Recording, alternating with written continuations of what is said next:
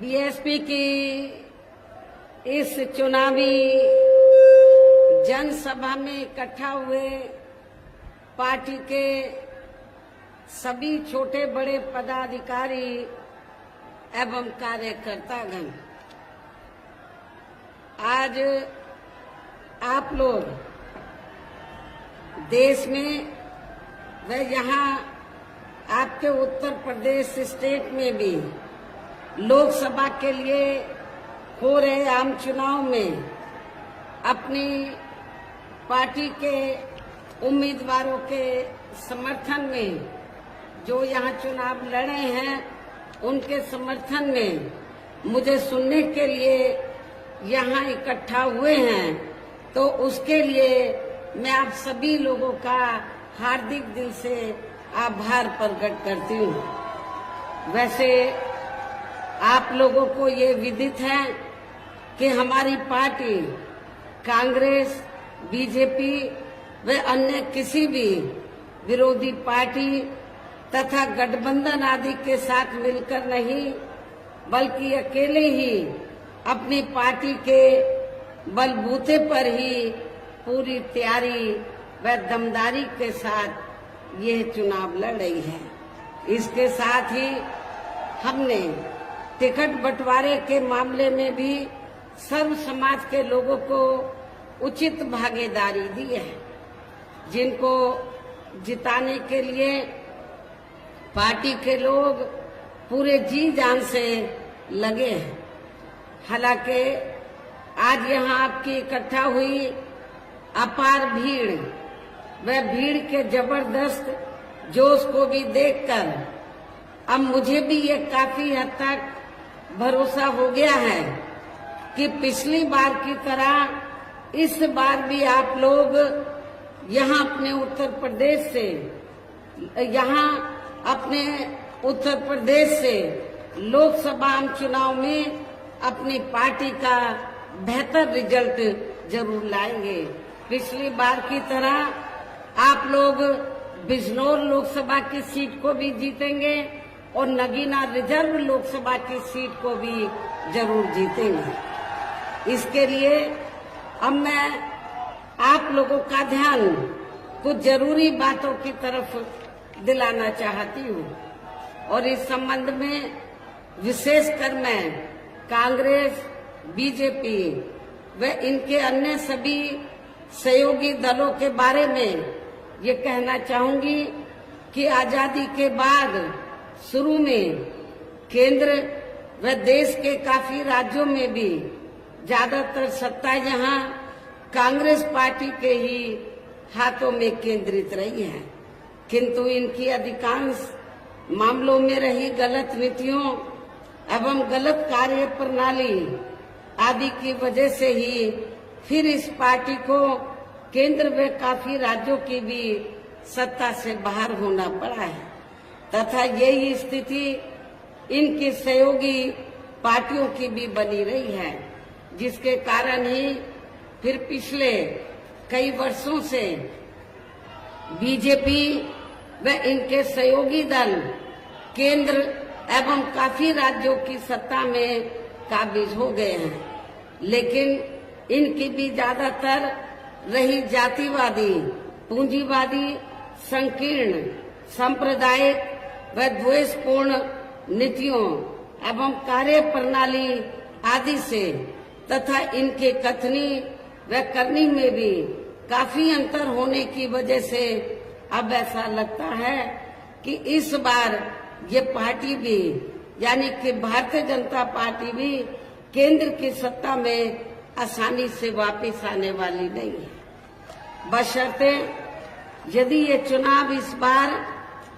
Free and fair होता है तथा आम चर्चा के मुताबिक वोटिंग मशीनों में भी कोई गड़बड़ी आदि नहीं की जाती है। और वैसे भी इस बार चुनाव में इनकी कोई भी पुरानी व नई चल रही नाटकबाजी, जुमलेबाजी व गारंटी आदि काम में आने वाली नहीं है, क्योंकि अब देश की जनता काफी हद तक इस बात को समझ चुकी है कि इनकी पार्टी ने अब तक देश के विशेषकर गरीबों, कमजोर तबकों, मध्यम वर्गों एवं अन्य मेहनतकश लोगों को जो इन्हें अच्छे दिन दिखाने के वायदे किए थे, असंख्य प्रलोभन भरे वायदे किए थे तथा अनेकों हवाई व कागजी गारंटी भी दी है, तो उनका जमीनी हकीकत में अभी तक इन्होंने लगभग 1/4 हिस्सा कार्य भी पूरा नहीं किया है, बल्कि इसके स्थान पर इनका ज्यादातर समय व ताकत भी यहाँ इनके अपने चहेते रहे बड़े बड़े पूंजीपतियों एवं धन्ना सेठों को ही ज्यादा से ज्यादा मालामाल व धनवान आदि बनाने में तथा उन्हें हर स्तर पर छूट देने व बचाने में ही लगी रही है, जिनके अधिकांश आर्थिक सहयोग से ही ये पार्टी व अन्य पार्टियां भी अपना संगठन चलाती हैं तथा चुनाव आदि भी लड़ाती हैं, जिसका काफी कुछ खुलासा बॉन्ड की अभी हाल ही में आई रिपोर्ट में भी किया गया है। इसके साथ ही अब ऐसा लगता है कि कांग्रेस पार्टी की तरह ही बीजेपी ने भी केंद्र की तमाम सरकारी जांच एजेंसियों का ज्यादातर राजनीतिकरण ही कर दिया है। इसके अलावा देश के किसान वर्ग भी वर्तमान बीजेपी की सरकार में शुरू से ही अपनी विभिन्न समस्याओं को लेकर काफी ज्यादा दुखी व परेशान रहे हैं और अभी भी हैं, जबकि यूपी में 4 बार हमारी पार्टी की रही सरकार ने इनके हितों का भी हर स्तर पर विशेष ध्यान रखा है। हमारे किसान भाइयों को ये मालूम है कि जब भी उत्तर प्रदेश में बीएसपी के नेतृत्व में हमारी सरकार बनी तो हमारी पार्टी की सरकार ने किसानों का हर स्तर पर उनके हितों का पूरा ध्यान रखा है। उनको खेती करने के लिए जो सुविधाएं हैं तो वो आसान दामों में दी, उनकी जो फसल है उसका उचित दाम दिया, और इतना ही नहीं, आपके पश्चिमी यूपी में गन्ना काफी होता है, गन्ना किसान को भी उनके गन्ने का पूर्व की सरकारों की तुलना में वर्तमान सरकार की तुलना में भी काफी बढ़ाकर उनको दाम दिया था। इतना ही नहीं, बल्कि केंद्र में पूर्व की रही कांग्रेसी सरकार की तरह ही वर्तमान भाजपा सरकार में भी इनकी जातिवादी, हीन, सांप्रदायिक एवं पूंजीवादी सोच व नीतियों के चलते ही पूरे देश में सर्व समाज में से खासकर गरीबों, दलितों, आदिवासियों, पिछड़े वर्गों, मुस्लिम एवं अन्य धार्मिक अल्पसंख्यक समाज के लोगों का भी पूर्ण रूप से विकास व उत्थान आदि नहीं हो सका है। और इस संदर्भ में वैसे आप लोगों को ये मालूम है कि पूरे देश में यहाँ दलितों, आदिवासियों एवं अन्य पिछड़े वर्गों का सरकारी नौकरियों में वर्षों से अधूरा पड़ा आरक्षण का कोटा भी अभी तक पूरा नहीं भरा गया है। विशेषकर एससी व एसटी वर्गों के सरकारी कर्मचारियों का पदोन्नति में आरक्षण भी अब काफी हद तक प्रभावहीन ही बना दिया गया है। और जब इस मामले को लेकर आप लोगों को मालूम है कि हमारी पार्टी ने इसमें संशोधन करने के लिए जब बिल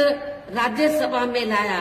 मैं राज्यसभा में थी, जब राज्यसभा में लाया तो सरकार को हमने काफी हद तक रजामंद कर लिया था तो संशोधन लाने के लिए, ताकि पदोन्नति में जो आरक्षण जो प्रभावहीन बन गया है वो प्रभावशाली बन जाए और एससी एसटी के कर्मचारियों को पदोन्नति में आरक्षण ठीक ठाक मिल जाए। लेकिन जब ये बिल लाया गया तो समाजवादी पार्टी के सांसदों ने तो इस बिल को पास नहीं होने दिया और बिल को संसद के अंदर फाड़ दिया था। अब किस मुंह से समाजवादी पार्टी के लोग ये कहते हैं दलितों को कि आप हमें वोट दो? जिस समाजवादी पार्टी ने SC/ST का जो पदोन्नति में आरक्षण का विधेयक है उसको पास नहीं होने दिया, ऐसी पार्टी के उम्मीदवार की जमानत जब्त कराना ये आप लोगों की जिम्मेवारी बनती है। साथ ही केंद्र व राज्यों में भी विरोधी पार्टियों की रही सरकारों में इन सभी वर्गों को प्राइवेट सेक्टर में आरक्षण दिए जाने की व्यवस्था किए बिना ही इनकी सरकारों के ज्यादातर सरकारी कार्य अब प्राइवेट सेक्टर के जरिए ही इनके बड़े बड़े पूंजीपतियों व धन्ना सीटों आदि को ही दिए जाने के कारण अब इनको पूरे देश में आरक्षण का बहुत कम ही लाभ मिल पा रहा है। इसी प्रकार इनका अन्य और मामलों में भी शोषण व उत्पीड़न आदि होना अभी तक भी बंद नहीं हुआ है। इनके साथ साथ मुस्लिम व अन्य धार्मिक अल्पसंख्यक समाज के लोगों की भी हालत हर स्तर पर यह काफी ज्यादा खराब व दयनीय ही बनी हुई है, जिसका काफी कुछ खुलासा सच्चर कमेटी की रिपोर्ट में भी किया गया है। इतना ही नहीं बल्कि पिछले कुछ वर्षों से केंद्र व अधिकांश राज्यों में भी बीजेपी व RSS की सरकारों के चलते हुए अब इनका विकास एवं उत्थान आदि होना भी काफी हद तक बंदशाई हो गया है। आए दिन इन पर खासकर धर्म की आड़ में हो रही जुल्म जाति भी यह काफी ज्यादा चरम सीमा पर पहुंच चुकी है। इनके साथ साथ अपर कास्ट समाज में से विशेषकर गरीब लोगों की भी हालत हमें कोई खास अच्छी नजर नहीं आती है। इनकी गलत कृषि नीतियों के कारण किसान वर्ग भी आए दिन आंदोलित रहता है। साथ ही इनकी गलत आर्थिक नीतियों की वजह से देश की अर्थव्यवस्था पर भी इसका काफी बुरा प्रभाव पड़ रहा है, जिससे यहाँ विशेषकर काफी ज्यादा दुखी व परेशान हैं। और अब केंद्र में पूर्व की रही सरकारों की तरह ही वर्तमान भाजपा सरकार ने भी यहाँ पूरे देश में गरीबी, बेरोजगारी एवं महंगाई आदि भी लगातार काफी ज्यादा बढ़ रही है। देश में हर स्तर पर फैला भ्रष्टाचार भी अभी तक कम नहीं हुआ है। साथ ही अपने देश की सीमाएं भी अभी तक पूरे तौर से सुरक्षित नहीं है। ये भी बड़े चिंता की बात है। ऐसे में अब आप लोगों को देश में हो रहे लोकसभा आम चुनाव में कांग्रेस, बीजेपी व इनकी सहयोगी पार्टियों को भी केंद्र की सत्ता में आने से जरूर रोकना है। जिनकी गलत नीतियों व गलत कार्य प्रणाली आदि को आप लोग काफी हद तक आजमा चुके हैं। ऐसी स्थिति में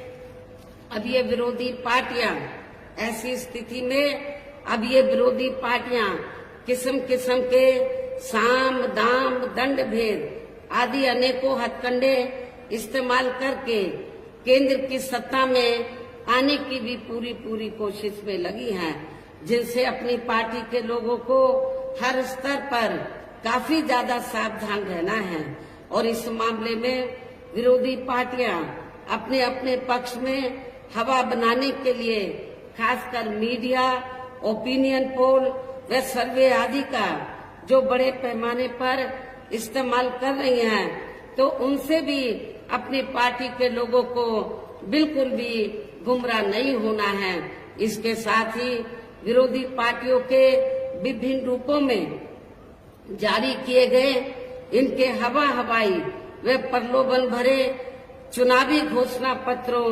एवं वायदों आदि के बहकावे में भी अपनी पार्टी के लोगों को कतई नहीं आना है, जिन्हें ये पार्टियां चुनाव खत्म होने के बाद ज्यादातर अमल में नहीं लाती हैं। और अब जिन पर से देश की जनता का अधिकांश विश्वास ही उठ गया है। यही खास वजह है कि हमारी पार्टी किसी भी चुनाव में अपनी पार्टी का कोई भी चुनावी घोषणा पत्र आदि जारी नहीं करती है। वैसे भी हमारी पार्टी किसी भी मामले में कहने में बहुत कम बल्कि कार्य करके दिखाने में ही ज्यादा विश्वास रखती है। और इस बात का सबसे बड़ा सबूत ये है कि उत्तर प्रदेश में 4 बार हमारी पार्टी के नेतृत्व में रही सरकार ने चुनाव में अपनी पार्टी के बिना कोई जारी किए गए चुनावी घोषणा पत्र के ही प्रदेश व आम जनहित में काफी कुछ ऐतिहासिक कार्य करके दिखाए हैं, जिनकी अब देश में अधिकांश पार्टियों की सरकारें काफी नकल भी कर रही हैं। जबकि इस मामले में हमारी पार्टी का ये कहना है कि यदि इन पार्टियों के स्थान पर केंद्र में हमें अपनी पार्टी की सरकार बनाने का मौका मिलता है तो तब फिर हमारी पार्टी की बनी सरकार केंद्र में यहाँ अब तक रही सभी विरोधी पार्टियों की सरकारों की तरह केवल हवाई व कागजी कार्य आदि नहीं करेगी, बल्कि उत्तर प्रदेश की तरह ही जमीनी हकीकत में ठोस कार्य करके दिखाएगी। और इस संदर्भ में खासकर मैं ये कहना चाहूंगी, केंद्र द्वारा देश में पिछले कुछ समय से अति गरीब परिवारों को अस्थायी तौर पर फ्री में जो थोड़ी सी खाद्य सामग्री दी जा रही है या राशन आदि दिया जा रहा है, तो उससे इनका स्थायी तौर पर भला होने वाला नहीं है। और वैसे भी इनकी ये जटिल समस्या देश में हर हाथ को काम देने से ही केवल दूर हो सकती है, जिसकी तरफ हमारी पार्टी की बनी सरकार विशेष ध्यान देगी। साथ ही देश में पिछले काफी वर्षों से आए दिन बढ़ रही गरीबी, बेरोजगारी व महंगाई आदि से भी जनता बहुत ज्यादा दुखी व परेशान है, जिसे भी आर्थिक नीतियों में तब्दीली करके जरूर दूर किया जाएगा। धर्म की भी आड़ में पिछले कुछ वर्षों से खासकर मुस्लिम समाज के लोगों का द्वेष की भावना से जो इनका काफी ज्यादा शोषण व उत्पीड़न आदि किया जा रहा है, तो इसे भी जरूर रोका जाएगा। और ये सब हमने अपनी यूपी की रही सरकार में करके भी दिखाया है। इसके अलावा हमने यूपी में सर्व समाज में से गरीब एवं बेरोजगार लोगों को बेरोजगारी भत्ता आदि न देकर उन्हें बड़ी तादाद में रोटी रोजी के साधन भी उपलब्ध कराए हैं। जो अभी ये कार्य भी ज्यादातर ठंडे ही पड़े हैं, जिनको फिर सरकार बनने पर जरूर प्राथमिकता दी जाएगी। वैसे आप लोगों को इस मामले में ये मालूम है कि जब भी यूपी में मेरे नेतृत्व में सरकार बनी, तो हमने उत्तर प्रदेश में तो गरीब और बेरोजगार लोगों को बिना कोई रिश्वत लिए हुए उनको बड़ी तादाद में रोटी रोजी के साधन दिए हैं। पुलिस भर्ती में जब पुलिस भर्ती हुई थी तो आपके पश्चिमी यूपी से तो काफी लोगों को भर्ती किया गया, और खास तौर से हमने बिना कोई पक्षपात के, बिना कोई जाति देखे हुए जो भी इसमें काबिल था, जो भी इस पोस्ट के लिए काबिल था, उनकी हमने भर्ती की। आपके पश्चिमी यूपी से बड़े पैमाने पर हमारे जाट जो बच्चे हैं उनकी भी बड़ी तादाद में भर्ती हुई थी। वैसे तो अन्य समाज के लोगों को भी मौका मिला, लेकिन उन्हें भी मौका दिया गया। कहने का तात्पर्य यह है कि देश में इस समय हो रहे लोकसभा चुनाव में विरोधी पार्टियों के जारी किए गए उनके हवाई व प्रलोभन भरे चुनावी घोषणा पत्रों आदि के बहकावे में अब यहाँ खासकर देश के अति गरीबों, मजदूरों, बेरोजगारों एवं अन्य जरूरतमंद लोगों को बिल्कुल भी नहीं आना है। और अब इन्हें ऐसी सभी विरोधी पार्टियों को हर हालत में केंद्र की सत्ता में आने से जरूर रोकना है, जिनकी कथनी व करनी में काफी अंतर रहा है तथा जिन्हें ये लोग बरसों से आजमा भी चुके हैं। ऐसे में अब मेरा यही कहना है कि आप लोगों को अपने खुद के व अपने प्रदेश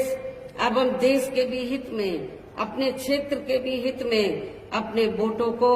यहाँ कांग्रेस, बीजेपी व अन्य विरोधी पार्टियों को न देकर केवल अपनी एकमात्र हितैषी पार्टी बहुजन समाज पार्टी को ही देना है। जो ये पार्टी उत्तर प्रदेश की तरह ही केंद्र में भी अपनी पार्टी की सरकार बनने पर फिर पूरे देश में यह अपनी पार्टी की सर्वजन हिताय व सर्वजन सुखाय की नीतियों पर आधारित सरकार चलाएगी। इसके साथ साथ केंद्र से जुड़ी आपके क्षेत्र की जो भी यहाँ स्थानीय समस्याएं होंगी तो उन्हें भी फिर दूर करने का हर संभव पूरा प्रयास किया जाएगा। साथ ही यहाँ गरीबों, मजदूरों, बेरोजगारों, कर्मचारियों, किसानों, छोटे व्यापारियों एवं अन्य मेहनतकश लोगों के हितों का भी विशेष ध्यान रखा जाएगा। सर्व समाज में से खासकर दलितों, आदिवासियों, पिछड़े वर्गों,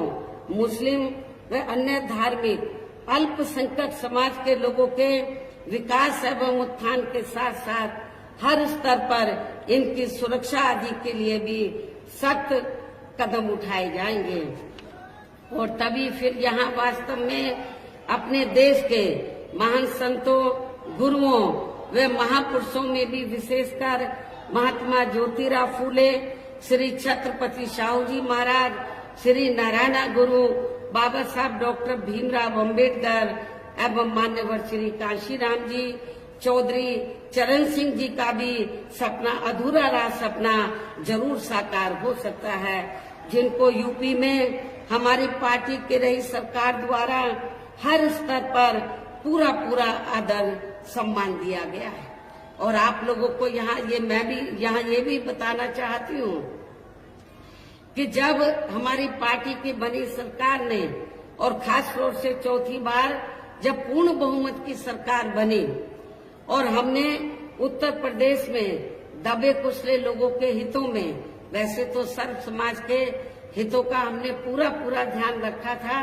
लेकिन दबे कुचले लोगों के हितों में जब हमने कुछ जरूरी व ठोस कदम उठाए तो ये विरोधी पार्टियों को अच्छा नहीं लगा। और खास तौर से जब हमने अपने संतों, गुरुओं और महापुरुषों को विभिन्न रूपों में आदर सम्मान दिया, उनके नाम से स्मारक बनाए, उनकी प्रतिमाएं लगाई, संग्रहालय बनाए, ये सब अच्छा नहीं लगा। और नतीजा क्या हुआ, तो तब फिर चाहे कांग्रेस हो, बीजेपी हो, सभी पार्टियों को ये लगा कहीं ऐसा ना हो अभी तो बीएसपी देश के सबसे बड़े प्रदेश उत्तर प्रदेश में सत्ता पर काबिज हुई है, कहीं केंद्र की सत्ता में बीएसपी काबिज ना हो जाए। बीएसपी अभी तो यूपी में काबिज हुई है, कहीं वो केंद्र की सत्ता में ना काबिज हो जाए। तो बीएसपी को रोकने के लिए आप लोगों को मालूम है तब फिर सभी विरोधी पार्टियों ने अंदर मिलकर तो बीएसपी का जो बेस वोट है, दलित वोट, तो उसको बांटने के लिए, उसको कमजोर करने के लिए, बीएसपी को कमजोर करने के लिए तब फिर सभी विरोधी पार्टियों ने दलितों में, आदिवासियों में, पिछड़ों में जो स्वार्थी किस्म के लोग हैं, जो बिकाऊ किस्म के लोग हैं, उनको मैनेज करके तोड़कर तो विरोधी पार्टियों ने तो काफी संगठन बना डाले, काफी छोटी पार्टियां बना डाली। और किस लिए कि जब चुनाव हो पार्लियामेंट असेंबली का तो बीएसपी को चुनाव हराने के लिए, इनका वोट बांटने के लिए तो जो छोटे संगठन पार्टियां बनाई हैं तो उनके माध्यम से वो बीएसपी के कैंडिडेट को हराने के लिए तो वो अपने उम्मीदवार खड़े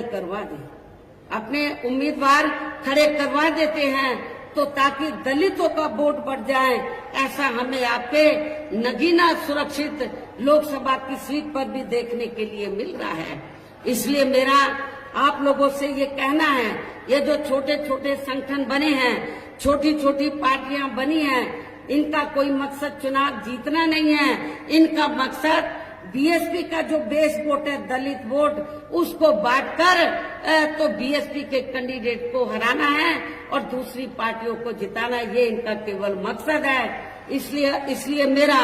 खास तौर से दलित वर्ग के लोगों से ये कहना है कि आप लोगों को अपना वोट ऐसे संगठन, ऐसी पार्टियों को एक भी नहीं देना है। यदि एक भी वोट दे दिया तो फिर इसका फायदा दूसरी जातिवादी पार्टियों को मिल जाएगा। इसलिए आप लोगों को एक एक वोट आप लोगों को बहुजन समाज पार्टी के उम्मीदवार को देना है। इसी प्रकार आप लोगों को जो बिजनौर लोकसभा की सीट है, यहाँ से भी हमने जाट समाज से तो अपने उम्मीदवार को चुनाव के मैदान में उतारा है। आप लोगों को ये मालूम है कि जब सपा पावर में रही थी तो यहाँ पर मुसलमानों और जाटों में काफी नफरत पैदा की गई, दंगे कराए गए, मुजफ्फरनगर में कराए गए। लेकिन मेरी सरकार में जाटों और मुसलमानों में कोई उनमें नफरत पैदा नहीं की गई, कोई उनमें आपस में कोई जातीय संघर्ष नहीं हुआ, कोई भी तनाव पैदा नहीं हुआ। ये सब आप लोगों को मालूम है। और इसी मानसिकता पर चलकर ही तो हमने जिनको चुनाव के मैदान में उतारा है, वो इसी मानसिकता के हैं कि जो मुस्लिम और जो जाट समाज है, जो पूर्व में यहाँ नफरत पैदा की गई, उसको भाईचारे में तब्दील किया जाए। इसी मानसिकता के हमारे उम्मीदवार है। इन्हीं खास बातों के साथ ही अब मेरा देश में आपके स्टेट के भी हित में यही कहना है कि हमारी पार्टी ने आपकी बिजनौर लोकसभा की सीट से चौधरी विजेंद्र सिंह, जो आपके सामने यहाँ खड़े हैं, और इसी जिले में दूसरी सीट है नगीना सुरक्षित लोकसभा की सीट, तो यहाँ से हमने एडवोकेट श्री सुरेंद्र पाल सिंह को चुनाव के मैदान में उतारा है, जो यहाँ आपके सामने मंच पर मौजूद भी हैं। तो उन्हें आप लोगों को जरूर कामयाब बनाना है, जिसके लिए यहाँ पार्टी के सभी स्तर के छोटे बड़े पदाधिकारी व कार्यकर्ता आदि पूरे जी जान से लगे हैं। और अब आप लोगों को वोट पड़ने वाले दिन यहाँ बीएसपी के अपने इन सभी बीएसपी के अपनी पार्टी के इन सभी उम्मीदवारों को बीएसपी का जो चुनाव चिन्ह हाथी है, हाथी चुनाव चिन्ह के सामने वाले बटन को दबाकर आप लोगों को बीएसपी के इन दोनों प्रत्याशियों को रिकॉर्ड तोड़ वोटों के अंतर से जरूर जिताना है। इस पुरजोर अपील के साथ ही अब मैं अपनी बात यही समाप्त करती हूँ। जय भीम, जय भारत। बहुजन समाज पार्टी जिंदाबाद, बहन कुमारी पार्टी जिंदाबाद, बहन कुमारी पार्टी जिंदाबाद। बीएसपी की क्या पहचान, बीएसपी की क्या पहचान, बहुजन समाज पार्टी जिंदाबाद, बहन कुमारी मायावती जी जिंदाबाद, बहन कुमारी मायावती जी जिंदाबाद।